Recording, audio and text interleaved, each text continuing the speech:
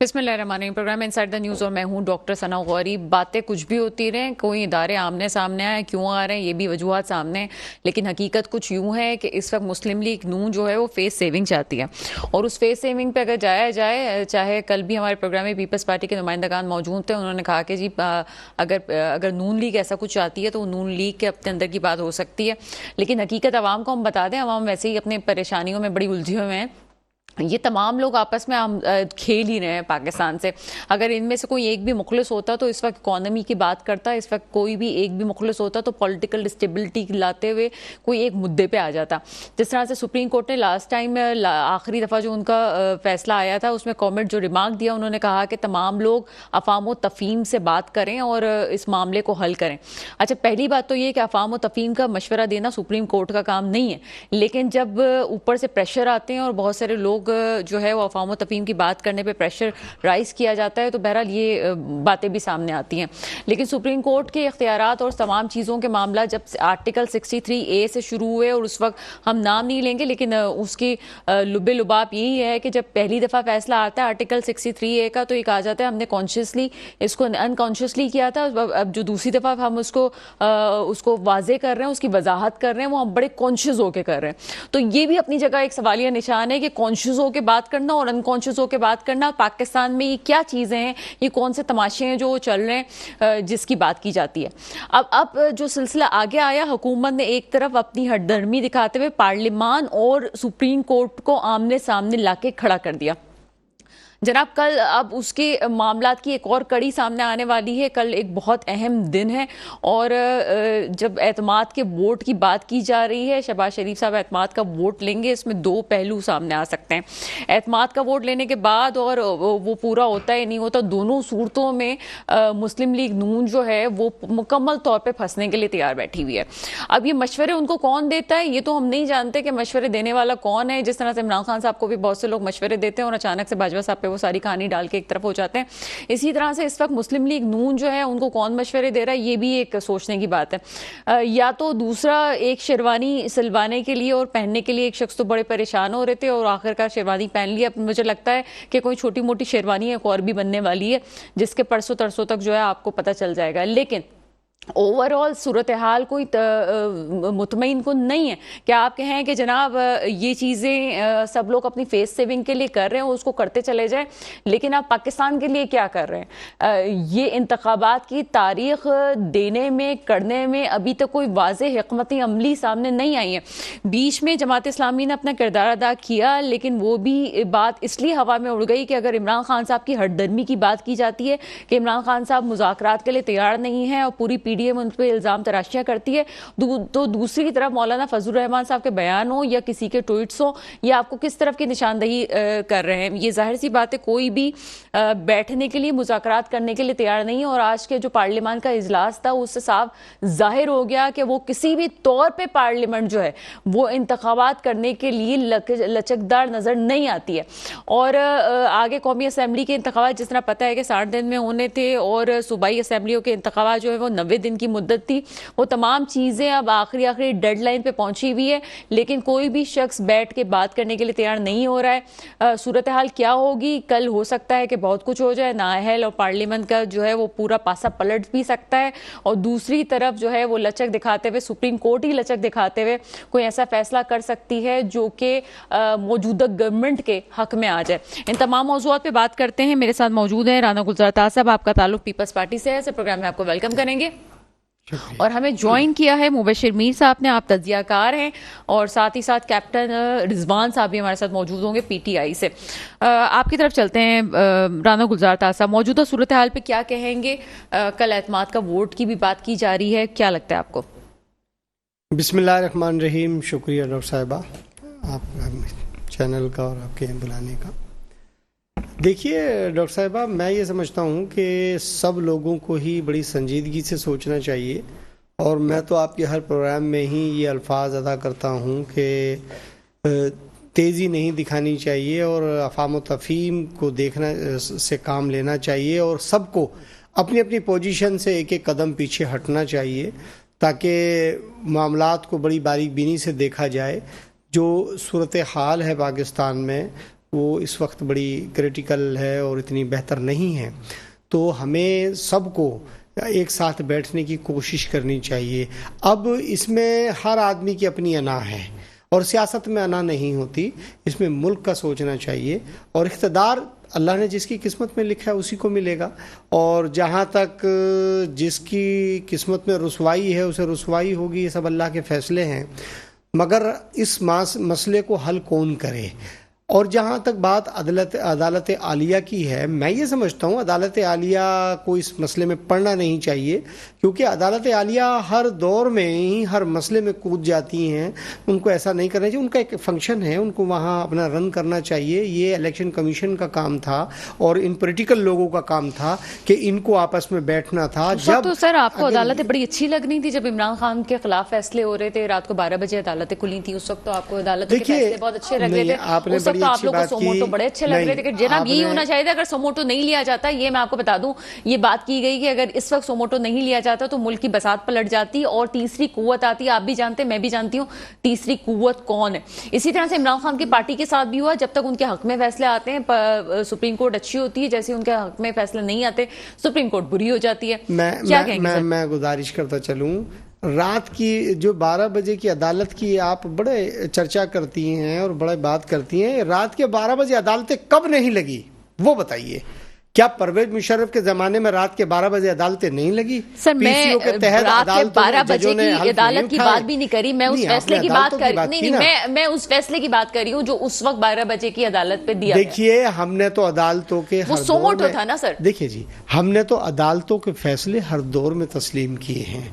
हमने तो अदालतों के फैसले, हमारे शहीद कायद को शहीद कर दिया गया, हमने तो उन फैसलों को भी तस्लीम किया है। हमने तो वो फैसले भी तस्लीम किए हैं कि हमारे वज़ीर आज़म को घर भेज दिया गया, हमने तो उन फैसलों को भी तस्लीम किया है। हमने तो अदालतों के फैसलों को कभी चैलेंज ही नहीं किया। अगर हम चैलेंज करते तो बात यह है कि फिर मुल्क में क्या होता, अनारगी होती। हमने कभी भी ऐसा नहीं किया। लेकिन मैं ये कहता हूं कि तमाम सियासी लोगों को अपनी पोजीशन से एक एक कदम पीछे होना होगा और पाकिस्तान के लिए संजीदगी से सोचना होगा। जहां तक किसी और कुव्वत की आप बात करते हैं तो देखिए कोई और कुव्वत भी देख रही है कि मुल्क में क्या हो रहा है। तो मैं तो ये कहता हूं कि पार्लियामेंट जो है वो सुपीरियर है और पार्लियामेंट ही कानून बनाती कोई भी है। सुपीरियर नहीं है। और आप लोग की पार्लियामेंट के पास कौन सी जो है वो अक्सरियत मौजूद है, 2/3 मेजॉरिटी किसी के पास भी नहीं है। और इस पे आगे इसी आपकी बात का तसलसल जो है मैं मुबशिर मीर साहब से बात करूंगी। मुबशिर मीर साहब, प्रोग्राम में आपको वेलकम कर रहे हैं। बहुत शुक्रिया। आवाज कम आ रही है मुझे स्टूडियो में, अगर आपको मेरी आवाज आ रही है मैं कंटिन्यू करती हूँ सवाल को। जी बिल्कुल बिल्कुल आ रही है आपकी आवाज। जी ठीक है। मुबशिर मीर साहब, एक बात जो बड़ी इंपॉर्टेंट की जाती है, अभी पीपल्स पार्टी के एक रहनुमा हमारे साथ मौजूद हैं प्रोग्राम में, वो ये कह रहे हैं कि जनाब हमारे खिलाफ जो है फैसले आते रहे, हम उसको बड़ी खुशदिली से एक्सेप्ट भी किया, हमारा तो वजीर आजम भी घर पे चला गया तब भी हमने उसको एक्सेप्ट किया। मुझे ये समझ नहीं आता कि जब उस वक्त एक्सेप्ट किया था तो क्या मिल बैठ के खाने वाली सियासतें थी कि सुप्रीम कोर्ट को मत छेड़ो, तमाम मिल के खाते रहो और बात करते रहो, तमाम जी कोई किसी को डिस्टर्ब ना करे। अगर ये सुप्रीम कोर्ट के फैसलों के खिलाफ बात हो रही है या चीफ जस्टिस के इख्तियारात के हवाले से बात हो रही है तो पहले क्यों नहीं बात की गई? जब 2/3 मेजॉरिटी होती है गवर्नमेंट में इन लोगों की, पाकिस्तान में 2 हुकूमतें 2 पार्टीज राज करती हुई आई हैं, तो पहले क्यों नहीं इन्होंने ये सब कुछ किया है? सबसे पहले तो बात यह है कि पाकिस्तान में ये एक सवाल उठा हुआ है कि सुप्रीम क्या है। क्या इस मुल्क की पार्लियामेंट सुप्रीम है? क्या सुप्रीम कोर्ट सुप्रीम है? तो मेरा ख्याल है कि जो सुप्रीम है जो वो आइन है जो हमने मुत्फिका तौर पर बनाया हुआ है, और अगर आइन में हमने तरमीम करनी हो तो फिर मेजॉरिटी के साथ हम तरमीम करने का हक रखते हैं। कोई भी पार्टी हो जिसके पास 2/3 अक्सरियत हो या बहुत सी पार्टियां मिलकर 2/3 अक्सरियत बनाएं, वो आइन के अंदर तरमीम करने का अख्तियार रखती हैं और ये मादी में होता रहा है। पाकिस्तान में बहुत सी तरमीम हो चुकी है। तो लेकिन जब आप एक फ्रेमवर्क बना लेते हैं रियासत को चलाने के लिए तो फिर आपको उसका पाबंद होना पड़ता है। तो पाकिस्तान का आइन के अंदर बड़ा वाज़ेह है और उसमें पार्लियामेंट के राइट्स जो हैं, पार्लियामेंट की जिम्मेदारियां जो हैं वो बिल्कुल रिटन है और इसी तरह सुप्रीम कोर्ट की जो मैंडेट है वो भी रिटन है। अब उसकी अपने अंदाज से तशरीह कोई नहीं कर सकता। तशरीह मोस्टली सुप्रीम कोर्ट ने ही की है, तो पार्लियामेंट हो या सुप्रीम कोर्ट हो, लेकिन दुनिया में ये रूल है कि वहां की जो आला तरीन अदलिया होती है, जो फाइनल डिसीजन वो दे दे, उसको दुनिया भर में तस्लीम किया जाता है और वही फाइनल फैसला होता है। उसे एक तरह का समझ लें कि कलेक्टिव विजडम का एक आला तरीन नमूना जो है वो तस्वुर किया जाता है। तो पहले भी पाकिस्तान में ऐसा होता रहा है, पहली दफा नहीं हो रहा कि सुप्रीम कोर्ट के फैसले जो हैं उनसे लोगों का इख्तलाफ भी होता था, लेकिन बहरहाल उनको तस्लीम भी किया जाता था। सर, मुझे याद पड़ता है कि ये पहले भी नवाज शरीफ साहब को भी नाअहल किया गया था सदर पाकिस्तान की तरफ से, और उसके बाद जो उन्होंने अदालत में इसके खिलाफ दरख्वास्त दी थी, उनको बहाल किया गया था। जी बिल्कुल, सुप्रीम कोर्ट ने किया था और फिर उसके बाद उन्होंने खुद रिजाइन किए थे। तो लिहाजा सुप्रीम कोर्ट जो इसका मतलब होता है कि वो आला तरीन अदलिया है किसी भी रियासत की, और वो जो फैसला करेगी वो हतमी होगा, उसका मैंडेट यही है। अब यह है कि किसी को वो अच्छा लग रहा है, बुरा लग रहा है, किसी के वो हक में नहीं जा रहा। अब लास्ट ईयर भी तो यही हुआ था ना कि सुप्रीम कोर्ट ने फाइनली जो है वो इंटरवीन किया था। इमरान खान साहब की हुकूमत अगर उन्होंने बड़ा शोर मचाया, लेकिन बहरहाल उनकी हुकूमत खत्म हुई, वो सुप्रीम कोर्ट का एक जो है वो फैसला आया। तो लिहाजा अब अगर वो फैसला जो है वो मौजूदा हुकूमत के खिलाफ और वो तस्वुर किया जा रहा है, तो उस पर उनको माइंड करने की जरूरत नहीं है। उन्हें सुप्रीम कोर्ट की अथॉरिटी को चैलेंज नहीं करनी चाहिए, नंबर 1। नंबर 2, जो रूल्स ऑफ बिजनेस है वो सुप्रीम कोर्ट तय नहीं करता, सुप्रीम कोर्ट आइन बनाता है।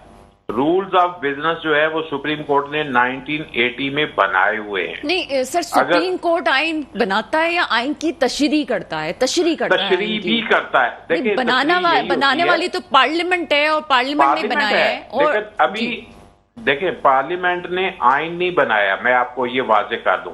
पार्लियामेंट ने अगर आइन में तरमीम करनी होगी तो उसे 2/3 मेजोरिटी के साथ करनी पड़ेगी। बिल्कुल। अभी ये 2/3 मेजोरिटी के साथ नहीं आया एक्ट, वो तरमीम की जरूरत। अगर वो सुप्रीम कोर्ट के मैंडेट को चेंज करना चाहते हैं तो उन्हें 2/3 मेजोरिटी के साथ चेंज करना होगा, जो उन्होंने नहीं किया। लिहाजा हम ये नहीं कह सकते कि आइन में तरमीम हो गई है। अब रूल्स ऑफ बिजनेस आप नहीं बना सकते, रूल्स ऑफ बिजनेस उस इदारे ने बनाए हुए हैं। अच्छा सर, मैं यहाँ पे थोड़ा सा आपको इंटरप्ट करूंगी। मुझे एक बात बताइए मेरी नॉलेज के लिए। ये कह रहे हैं जनाब, ये तो 3 जजेस थे, इन्होंने पार्लियामेंट के इस्तेहकाक को मजरू किया या किसी मेंबर के इस्तेहकाक को मजरू किया, जिसकी वजह से इनको किसी कमेटी के सामने पेश होना पड़ेगा। ये क्या सिलसिला है कि क्या जजेस को के लिए भी कमेटी बनाई जाएगी, और उनको भी क्या इसकी कोई इंटरप्रिटेशन है कि उसको फिर सजा दी जाएगी? क्या जजों को भी सजा दी जाएगी, या पार्लियामेंट में बैठने वाली कमेटी फैसला करेगी कि इन जजेस ने जो है वो इस्तेहकाक को मजरू किया है कि नहीं? ये बड़ी कंफ्यूजन है इस मामले में। नहीं, बिल्कुल क्लियर बात है। जो सुप्रीम कोर्ट का आला अदलिया, हाई कोर्ट्स और सुप्रीम कोर्ट के जज होते हैं, उन्हें हम जस्टिस के नाम से याद करते हैं। जस्टिस का मतलब ही इंसाफ है, उनके मुंह से निकला हुआ हर फैसला वो इंसाफ है। इस चीज को हमें तस्लीम करना चाहिए और तस्लीम होता है। और जो वो एक जज फैसला दे या 3 जज फैसला दे, ये मेजॉरिटी और मिनॉरिटी की बात नहीं है। जजेस की अपनी एक अप्रोच है, वो उसका जो फैसला दे उसको जो है वो तस्लीम करना चाहिए। यही एक जमहूरी मुआशरे का असूल है। वहां पे मेजॉरिटी और आपकी मर्जी से, देखिए चीफ जस्टिस ऑफ पाकिस्तान जो है वो आपकी मंशा, रजा और आपकी ख्वाहिशात के मुताबिक बेंच नहीं बना सकता। उसकी दानिश में जो बेहतर है उसको आपको मानना पड़ेगा।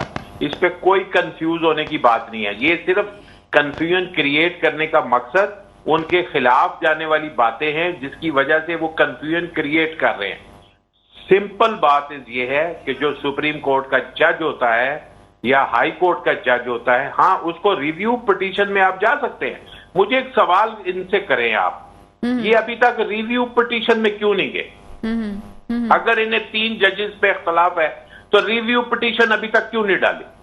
सर, वो तो कह रहे हैं कि 3 जजेस को अब पार्लियामेंट की कोई कमेटी बनेगी, वो उसके सामने लाएंगे। आप और सुप्रीम कोर्ट का जब जी देखिए, सुप्रीम कोर्ट का जो वे ऑफ वर्किंग है वो कहता है कि अगर आपको जजेस के फैसले से इख्तलाफ है तो आप रिव्यू पिटीशन डाल सकते हैं। 63A में यही हुआ था ना सर, रिव्यू पिटीशन गई थी 63A में, उन्होंने यही किया था।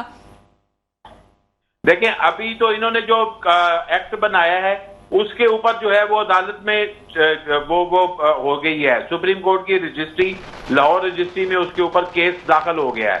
अब वो उसके ऊपर डिस्कशन होगी, पता चलेगा कि उसके ऊपर उसकी क्या तशरीह होती है।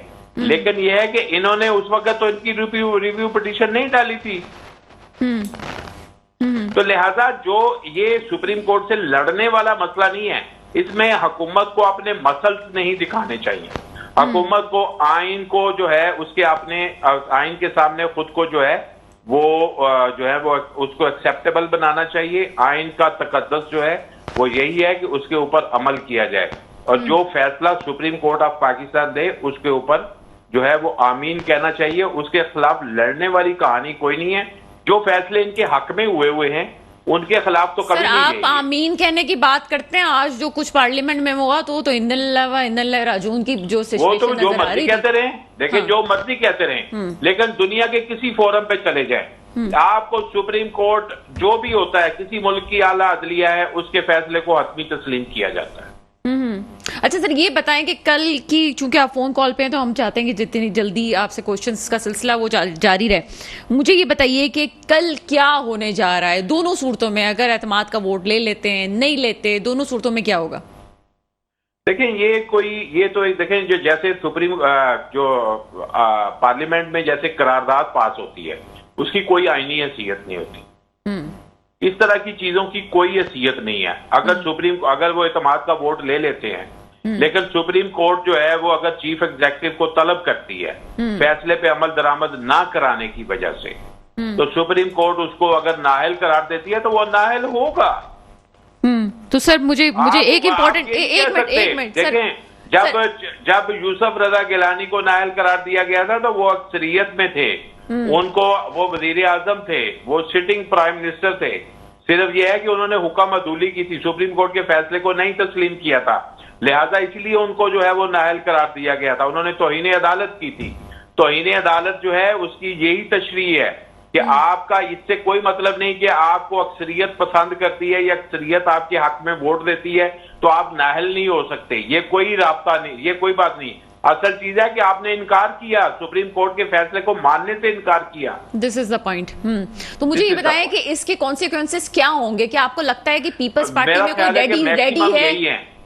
नहीं सर, मेरा क्वेश्चन ये कि आपको लगता है कि किसी और पार्टी में, स्पेशली पीपल्स पार्टी में, कोई रेडी है दूसरी शेरवानी पहनने के लिए? पीपल्स पार्टी ने क्या किया सर? आपको लगता है कि पीपल्स पार्टी में कोई दूसरा रेडी कर दिया गया है शेरवानी पहनने के लिए अगर नाअहली होती है तो? वो तो आप कल की प्रेस कॉन्फ्रेंस सुन लें, जिन्होंने कहा है कि मुझे मेरी जिंदगी में अगर कोई मेरा बेटा जो है वो प्राइम मिनिस्टर बन जाए, इसका मतलब है उनकी ख्वाहिश जो है वो तो मचल रही है। अच्छा, लेकिन वो थोड़े दिनों की ख्वाहिश पे ये आगे की सियासत नहीं दाव पे लगा देंगे? ये तो कुछ मेरा ख्याल है कि उसके बाद उनके पास कौन सा चांस है कि वो प्राइम मिनिस्टर बन सकते हैं। This is the point.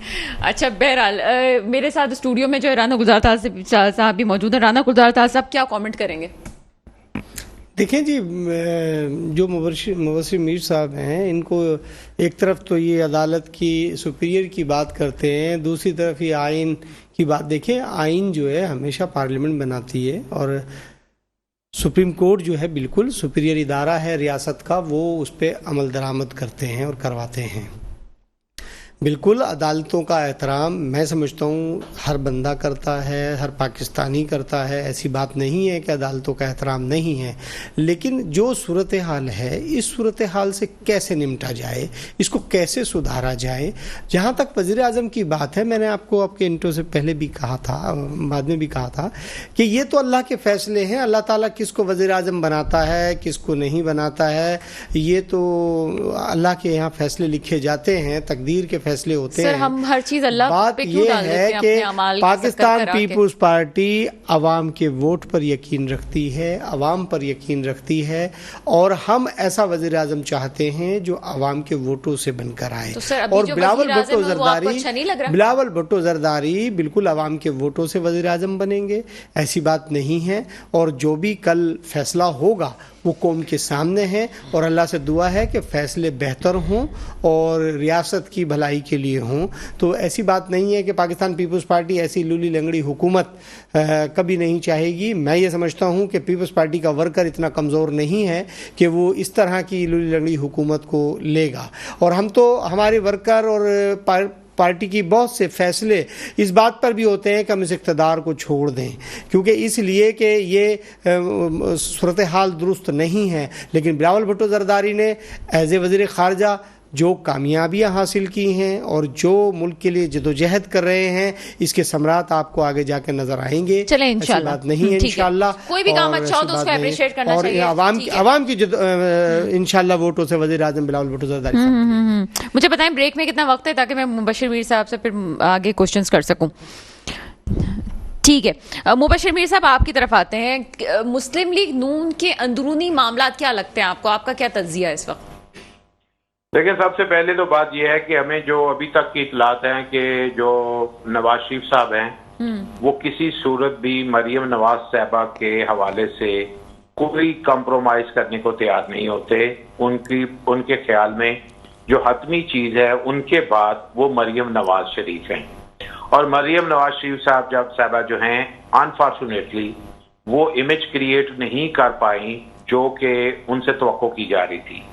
लेकिन उनकी जो सेकंड लाइन क़यादत है, जितने भी और दीगर अदर देन शरीफ फैमिलीज जितनी भी क़यादत है, जितने भी लोग हैं, वो कभी भी नहीं चाहेंगे कि नवाज शरीफ साहब उनसे नाराज हो जाएं। इस वक्त जो गवर्नमेंट है वो यकीनन मियां नवाज शरीफ साहब के जो है उनका ही ऑर्डर्स जो हैं वो चल रहे हैं, उन्हीं के ही वजीर खजाना हैं जो सारे मामलात को लेके चल रहे हैं, उन्हीं के प्राइम मिनिस्टर हैं। लेकिन जो प्राइम मिनिस्टर की आगे वो भी एक उम्मीदवार हैं, मरियम नवाज हैं। मरियम नवाज साहबा जो हैं वो इमेज जो नौजवानों में या मुस्लिम लीग के वर्कर्स में, या वो जो एक मैं समझता हूं जो एनर्जी वो उनकी तरफ से आने की तवक्को थी, उसमें वो नाकाम हुई हैं, वो नहीं कर पाई। अभी जो हाल ही में उनके रमजान से पहले के जितने उन्होंने एक्सरसाइज की है, खास तौर पे जो उन्होंने कन्वेंशंस किए हैं, वो कन्वेंशंस की रिपोर्ट्स जितनी भी सामने हैं हमारे, उसमें लगता है कि उनकी पॉपुलैरिटी का ग्राफ बहुत हद तक नीचे गिरा है। इसलिए मेरा ख्याल है कि मुस्लिम लीग नून इलेक्शन से इसीलिए बाइकआउट के ऐलान कर रही है कि उसे लग रहा है कि उनका टोटल वॉश हो जाएगा, लिहाजा वो इलेक्शन में जाने से गुरेजा है। अच्छा मुबशिर मीर साहब, टोटल वॉश तो ऐसे भी होना है, टोटल वॉश तो ऐसे भी होना है, टोटल वॉश तो वैसे भी होना है। क्लीन स्वीप वाली सिचुएशन लग रही है, आपको नहीं लग रही क्या? क्या कह रही हैं? अगर वो होते हैं, अगर वो इक्तिदार में होते हैं तब भी वॉश वाली सिचुएशन लग रही है, अगर नहीं होते तब भी क्लीन वॉश लग रही है। मुस्लिम लीग नून का मुस्तकबिल कहाँ देख रहे हैं आप? देखें, अभी एक चीज होती है कि जो एक वेव होती है, इस वक्त वेव जो है वो तरीके इंसाफ इमरान खान के हक में जा रही है। जब तक उन्हें इक्तदार मिलेगा नहीं, जब तक वो अगर डिलीवर करें या ना कर सके, जो भी सूरत हाल पैदा हो, उसके बाद उनकी सिचुएशन बनेगी। इस वक्त पीक पे वही है, इस वक्त वही जीतते हुए हमें नजर आ रहे हैं, एक बड़ी अक्सरियत के साथ जीतते हुए हमें नजर आ रहे हैं। जब उन्हें इक्तदार मिल जाएगा, उसके बाद उनकी पॉपुलैरिटी के अंदर जो फर्क आएगा वो हम उस वक्त उसको जज कर सकेंगे। हकीकत यही है कि इस वक्त जो है वो मुस्लिम लीग नून को जो है वो सेकंड पार्टी हो सकती है, और यकीनन है, पंजाब के अंदर सेकंड पार्टी है। पीपल्स पार्टी तो सेकंड भी नहीं है, थर्ड भी नहीं है मेरा ख्याल है।